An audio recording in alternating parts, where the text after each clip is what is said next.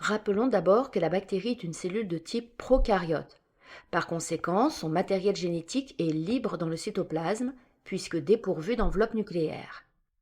Toute bactérie possède au moins un chromosome, qui, associé à des protéines, constitue l'appareil nucléaire, dont je parlerai dans une première partie.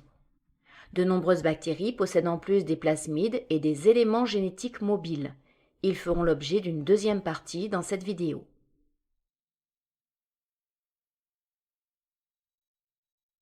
Le chromosome bactérien est constitué d'un brin d'ADN, acide désoxyribonucléique, bicaténaire, surenroulé, généralement circulaire, associé à des protéines basiques. Juste avant la division cellulaire, la réplication de cet ADN démarre au niveau de l'origine de réplication et génère deux copies identiques. Ces deux chromosomes seront ensuite répartis entre les deux cellules filles au cours de la fission binaire. La plupart des prokaryotes se reproduisent de manière asexuée et sont haploïdes, ce qui signifie qu'une seule copie de chaque gène est présente. Voyons maintenant les particularités de ce chromosome bactérien. Tout d'abord, certains prokaryotes contiennent jusqu'à 4 chromosomes linéaires ou circulaires de taille inégale. Par exemple, chez l'espèce Vibrio cholerae, les sérotypes responsables du choléra contiennent 2 chromosomes circulaires. L'un de ces chromosomes contient les gènes impliqués dans le métabolisme et la virulence, tandis que l'autre contient les gènes essentiels restants. La taille de ce chromosome diffère selon les genres, les espèces et même les souches. Par exemple, le chromosome d'Escherichia coli comprend environ 4700 kPa de base.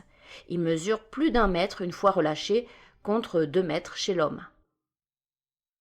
Le chromosome bactérien se trouve dans une petite région du cytoplasme appelée le nucléoïde.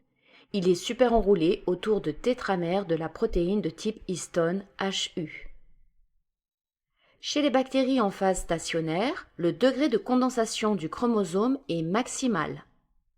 En revanche, chez les bactéries en croissance, toute portion d'ADN momentanément active, c'est-à-dire exprimée, est relâchée afin que les enzymes s'y positionnent.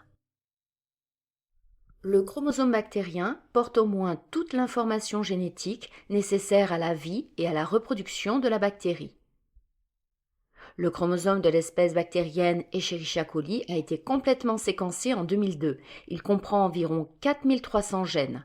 Par comparaison, le génome d'Homo sapiens, lui aussi séquencé en 2002, comprend environ 30 000 gènes. Comme chez la cellule eucaryote, toute la séquence d'ADN du chromosome n'est pas codante, c'est-à-dire ne sera pas exprimée en protéines.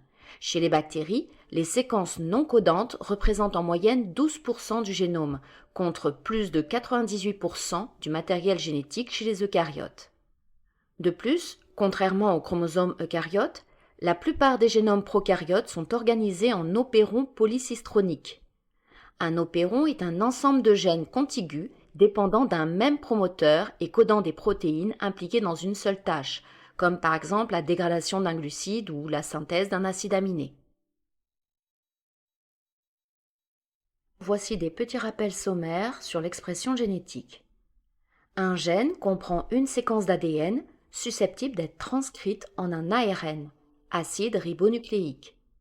Cet ARN peut être directement fonctionnel, c'est le cas pour les ARN ribosomiques ou les ARN de transfert.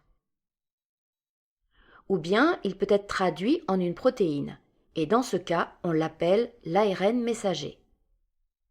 Chez une bactérie, les protéines synthétisées par traduction des ARN messagers peuvent être des protéines de structure, qui entrent dans la composition de la membrane plasmique, de la paroi, des ribosomes, des flagelles, des protéines impliquées dans son interaction avec d'autres bactéries, ce que nous verrons avec le quorum sensing dans une vidéo future, ou encore bien entendu les nombreuses enzymes qui accélèrent toutes ces réactions métaboliques, et n'oublions pas les protéines régulatrices qui lui permettent de s'adapter constamment à son environnement. Un gène commence toujours par une région de contrôle qui comprend le promoteur et un ou plusieurs opérateurs, suivis d'une séquence codante, encore appelée gène de structure, et se termine par une séquence appelée le terminateur. Le promoteur permet l'initiation de la transcription, En effet, une ARN polymérase se fixe initialement sur le promoteur du gène, ce qui entraîne l'ouverture des 2 brins d'ADN. Cette enzyme peut alors démarrer la transcription de la séquence codante. L'ARN polymérase se déplace donc sur le brin codant afin de le transcrire en un ARN messager. Cette étape est appelée élongation.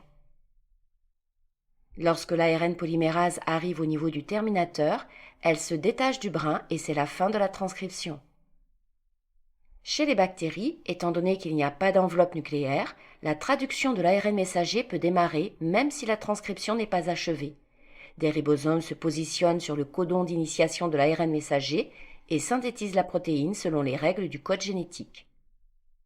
Lorsqu'ils arrivent au codon stop, la traduction cesse car le ribosome se détache de l'ARN messager. Chez les prokaryotes, certains gènes sont regroupés et forment un opéron sous le contrôle d'un promoteur unique. Les gènes d'un opéron sont appelés cistrons et codent pour des protéines intervenant dans la même voie métabolique. Comme on le voit sur ce schéma, l'ARN polymérase synthétisera un ARN messager polycistronique qui sera ensuite traduit en 2 protéines distinctes. Par exemple, l'opéron lactose regroupe 3 gènes codant pour les protéines intervenant dans la dégradation du lactose chez les bactéries. En particulier, l'un d'entre eux code pour la bêta-galactoside perméase, protéine de transport membranaire qui permet l'entrée du lactose dans la bactérie. Un autre code pour la bêta-galactosidase, enzyme qui catalyse la dégradation du lactose en glucose et galactose. Cet opéron est transcrit uniquement en présence de lactose et à condition que le milieu soit dépourvu de glucides simples comme le glucose.